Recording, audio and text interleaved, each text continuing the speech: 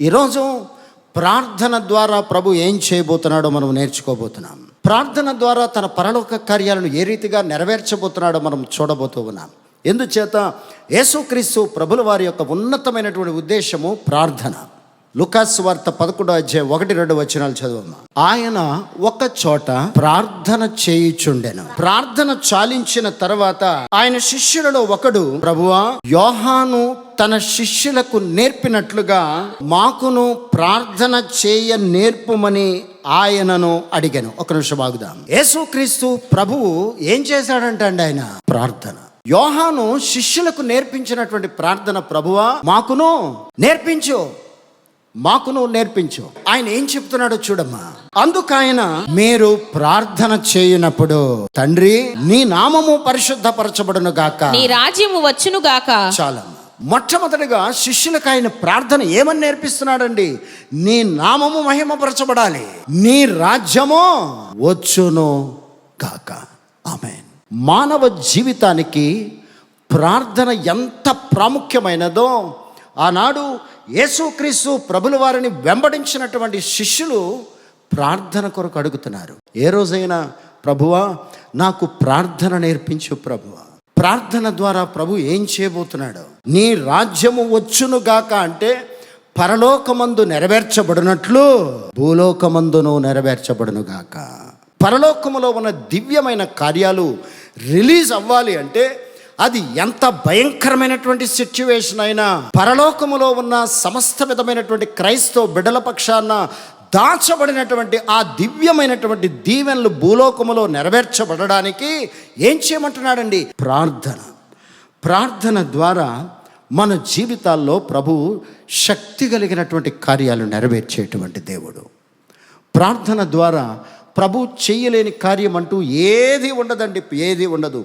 అయితే ఆ ప్రార్థన చేసేటప్పుడు ఎందుకు ప్రార్థన చేస్తున్నామో కూడా తెలుసుకోవాలి. వారు అడిగారా లేదా అండి? వారు అడిగారా లేదా? ప్రభువా, యోహాను తన శిష్యులకు ప్రార్థన నేర్పిస్తున్నాడు, మాకును ప్రార్థన నేర్పించు. ఆయన ఏమంటున్నాడండి?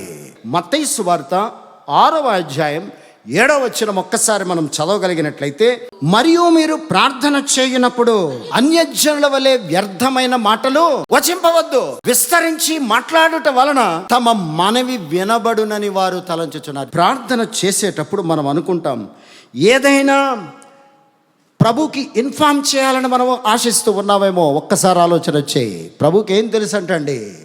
మన హృదయాంతరంగాలు ఎరిగినటువంటి దేవుడు, మనకున్న పరిస్థితులు ఎరిగినటువంటి దేవుడు. నా నీతిని, నా రాజ్యాన్ని వెతకండి, ఏమిస్తాడంటండి? అన్నీ నేను ఇస్తాను, అన్నీ నేను ఇస్తాను. ఉచ్చరించి విస్తరించి ప్రార్థన చేయొద్దంటున్నాడండి. విస్తరించి ప్రార్థన చేయొద్దు. అన్యజనుల వలె ఇష్టానుసారమైనటువంటి మాటలు మాట్లాడొద్దంటున్నాడండి. యేసుక్రీస్తు ప్రభుల వారు కూడా ఈ భూలోకములో సంచారం చేసినప్పుడు అరణ్యానికి వెళ్ళిన ప్రభు ఏం చేశాడండి? ప్రార్థన. గెత్సెమనే వనానికి వెళ్ళి ప్రాణం పోతున్నటువంటి పరిస్థితుల్లో కూడా ప్రభు ఏం చేశాడండి? ప్రార్థన. ప్రార్థన. శిష్యుల దగ్గరకు వచ్చి, ఒక్క గడి అయినను మీరు మెలకువగా ఉండి ప్రార్థన చెయ్యలేరా? ప్రభు గెత్సెమనే వనములో ప్రార్థన, అరణ్యానికి వెళితే ప్రార్థన. చివరికి ఆయన పరలోక రాజ్యంలో చేర్చబడి తండ్రి యొక్క కుడిపార్శ్వమున కూర్చుండి నీ కొరకు నా కొరకు ఆయన ఏం చేస్తున్నాడండి? విజ్ఞాపన, ప్రార్థన. అందుచేతనే ఈ కడవరి దినాల్లో క్రైస్తవ కుటుంబానికి, క్రైస్తవ విశ్వాసికి ఏమి కొదువుకుందండి? ఏం కొదువుకుంది? ఏం కొదువుకుందంటే మనం ఏం చెప్తామండి? మా పరిస్థితులు బాగోలేదండి, మాకు అది లేదు, ఇది లేదు, అవే చెబుతున్నామే తప్ప కొదువుగా ఉన్నదేదో ప్రభువా నువ్వు నాకు నేర్పించు. మనము నిత్యము ప్రభుకి పిటిషన్స్ పెట్టడమే మన పని, అవునా కదా అండి? మాకు ఒక జాబ్ కావాలి, మాకు ఒక ఇల్లు కావాలి, మాకు ఒక వాహనం కావాలి, మా పరిస్థితులు బాగుండాలి, మా భారాల నుంచి మేము బయటికి రావాలి. ఎంతసేపు ప్రభుకి ఏం చెప్తున్నామండి? ప్రభు శిష్యులు ఏమడుగుతున్నారు? మాకు ప్రార్థన నేర్పించు. ప్రియ క్రైస్తవ సంఘమా, ప్రభు సముఖానికి వచ్చుచున్న మన జీవితాల్లో ఏమి కొదువుగా ఉందో ప్రభుని అడిగి మనము నేర్చుకోవాలి. ప్రభు చివరికి ఆయన రాజ్యములో, పరలోక రాజ్యములో చేర్చబడినప్పుడు తండ్రి యొక్క కుడిపార్శ్వమున కూర్చుని ప్రభు ఏం చేస్తున్నాడండి? నిత్యము నీ కొరకు నా కొరకు విజ్ఞాపనే చేస్తున్నాడు.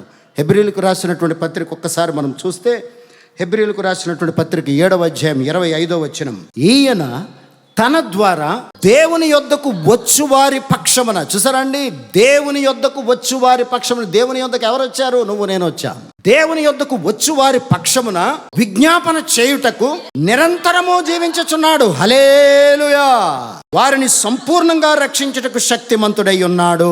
ఆమెన్. అంటే సంపూర్ణంగా నీకు నాకు విడుదల ఇవ్వాలని, సంపూర్ణమైనటువంటి కార్యాలు చేయాలని, సంపూర్ణంగా నిన్ను నన్ను స్వస్థపరచాలని, సంపూర్ణంగా మన జీవితాల్లో ఉన్న భారాల నుంచి బయటికి తేవాలని నువ్వు నేనేం చేయాలంటండి?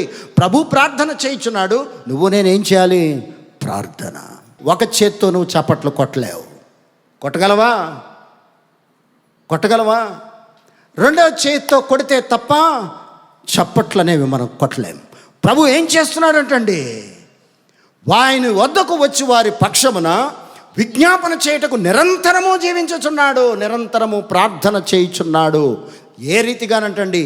సంపూర్ణంగా నీ నా కార్యాలు నెరవేర్చాలని, సంపూర్ణంగా మనలను రక్షించాలని, సంపూర్ణమైనటువంటి కార్యాలు నిశ్చయముగా ఆయన మన పక్షాన నెరవేర్చాలని. కానీ నువ్వు నేనేం చేయాలి? ఆయన విజ్ఞాపన చేస్తే భూలోకంలో నువ్వు ప్రార్థన చేయాలి. ఆ ప్రార్థన, ఈ ప్రార్థనకు ప్రభు అద్భుతాలు చేసే దేవుడు. ఆమేన్. క్రైస్తవ విశ్వాస జీవితానికి కొదువేంటండి? ప్రార్థన. నువ్వు ప్రార్థనకు మోకరిస్తే ఎవరు పారిపోతారో తెలుసా అండి? అపవాది పారిపోతాడు. ప్రార్థన చేయకుండా ఆపేవాడు అపవాది. ప్రార్థన చేయడానికి నువ్వు మోకరిస్తే నిశ్చయముగా అపవాది తంత్రాలు పారిపోతాయి. అందుచేతనే మత్తయి సువార్త 7వ అధ్యాయం 7వ వచనాన్ని ఒక్కసారి మనం చదవగలిగినట్లయితే, అడుగుడి మీకు ఇయ్యబడును, వెదకుడి మీకు దొరుకును, తట్టుడి మీకు తీయబడును, అడుగు ప్రతివాడును పొందును. చూసారా అండి? అడగమంటున్నాడండి. ఏ రీతిగా నువ్వు అడగాలి? ప్రార్థన ద్వారా. ప్రభువా, మీ సన్నిధిలో మాకున్న పరిస్థితులను బట్టి మేము ప్రార్థన. మనకున్నటువంటి భారాలను బట్టి మనం ఏం చేయలేమండి? ప్రార్థన చేయలేం. మనకున్న పరిస్థితులను బట్టి ప్రార్థన చేయలేం. కానీ నువ్వు ప్రార్థన చేయడం నువ్వు ప్రారంభిస్తే అడుగు ప్రతి వాడును పొందునంటండి. ఈరోజు ప్రభు సన్నిధికి వచ్చిన మన జీవితాల్లో ఎవరికి వారు పునర్విమర్శ చేసుకోవాలి. ప్రార్థన అనేది మనకు కొదువుగా ఉందేమో, ఆ ప్రార్థనలో మనము నేర్చుకోవడానికి మనం ఇష్టపడాలి. ప్రభువా, ఎందుచేత ప్రార్థనా మందిరం మనము పేర్లు పెడతాం. ఏ చర్చ్ అయినా, ఏ నామకరణమైనా ఆ మందిరం పేరు ప్రార్థనా మందిరం. ప్రభు సెలవిచ్చినటువంటి లేఖనాన్ని బట్టి అది ముందో వెనకో ఏ విధమైన నామకరణం అంటే పెట్టమండి, ఏ విధమైన డినామినేషన్ అయినా పర్వాలేదు, కానీ అది ప్రార్థనా మందిరం. ఆ ప్రార్థనా మందిరములో ప్రభుకి ఏం అవసరం అంటండి? ప్రార్థన అవసరం. ప్రార్థన ద్వారా ప్రభు తన శక్తి కలిగిన కార్యాలు నెరవేర్చేటువంటి దేవుడు. మత్తయి సువార్త 6వ అధ్యాయం 6వ వచనాన్ని మనం చదవగలిగినట్లయితే, ప్రార్థన ద్వారా ప్రభు అనేకమైనటువంటి రివార్డ్స్ను ప్రభు అనుగ్రహించేటువంటి దేవుడు. నీవు ప్రార్థన చేయనప్పుడు నీ గదిలోనికి వెళ్ళి తలుపు వేసి రహస్యమందున్న నీ తండ్రికి ప్రార్థన చేయమంటున్నాడండి. అప్పుడు రహస్యమందు చూచు నీ తండ్రి నీకు ప్రతిఫలం ఇచ్చేటువంటి దేవుడు. అంటే ప్రార్థన ద్వారా ప్రభు మనకు పర్సనల్ రివార్డ్స్ను అనుగ్రహించేటువంటి దేవుడు. ఆమేన్. రహస్యమందు నీ తలుపు వేసుకుని నీ గదిలో దేవునికి నువ్వు ప్రార్థన చేయడం నువ్వు ప్రారంభిస్తే రహస్యమందు చూచు నీ తండ్రి నీకు ఏమిస్తానంటున్నాడండి? ఏమిస్తానంటున్నాడు? ప్రతిఫలం. ప్రభు పాద సముఖానికి వచ్చుచున్న మన జీవితాల్లో మొట్టమొదటిగా మన గృహమే ఒక ప్రార్థనా మందిరంలా మార్చబడాలి. మన గృహం ఎప్పుడైతే ఒక ప్రార్థనా మందిరంలా మార్చబడుతుందో ప్రభు తప్పగా రహస్యమందు చూచు తండ్రి నీకేమివ్వాలనంటండి? కార్యాలు చేసే దేవుడు. ఎందుచేతనంటే 91వ సంవత్సరంలో నేను రక్షింపబడ్డాను. 91వ సంవత్సరంలో నేను రక్షింపబడినప్పుడు నాకు అసలు ప్రార్థన చేయడమే వచ్చేది కాదండి. ప్రార్థన చేస్తే కళ్ళు మూసుకోవాలని కూడా నాకు తెలియదు. నా మ్యారేజ్ వీడియో చూస్తే నాకే నవ్వు వస్తుందండి. ఆ గ్లోరియా డే లూథరన్ చర్చిలో వివాహం జరుగుతూ ఉన్నప్పుడు పాస్టర్లు ప్రార్థన చేస్తూ నేను చర్చ అంతా వాచ్ చేస్తున్నానండి. ఎందుచేత కళ్ళు మూసుకోవాలని వాళ్ళు చెప్పలేదు, కళ్ళు మూసుకోవాలని నాకు తెలియదు. అటువంటి స్థితిలో ఉన్న నా జీవితాన్ని నేను కుటుంబ ప్రార్థనలో కూడా ప్రార్థన చేయమంటే నోరు విప్పేవాడిని కాదు. వీళ్ళిద్దరూ కలిసి ప్రార్థన చేయండి, 2 మాటలు చెప్పండి అంటే నాకు అసలు ప్రార్థన చేయడం రానిది నేనేం చెప్పననేవాడిని. అటువంటి స్థితిలో నుంచి దేవుని యొక్క దైవ సన్నిధిలో వాక్కు ద్వారా, ప్రార్థన ద్వారా నేను నేర్చుకోబట్టి దేవుని యొక్క దైవ సముఖంలో ప్రభు యొద్ద విజ్ఞాపన చేశాను. ప్రభువా, నువ్వు నన్ను ఆత్మతో అభిషేకించు. నువ్వు నన్ను అభిషేకిస్తే నీ పని నేను చేస్తాను. దేవుని పరిశుద్ధ నామమునకు మహిమ కలుగును గాక. మన జీవితాల్లో ఏం కొదువు ఉందంటండి? ప్రార్థన.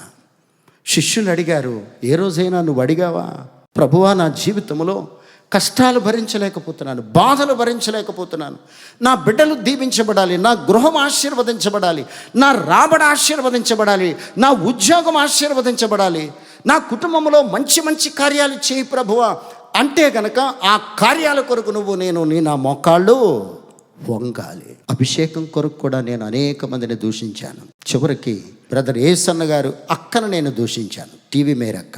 ఇదే చివర పెంతెకోస్తు చర్చికి వెళ్ళేవాడిని.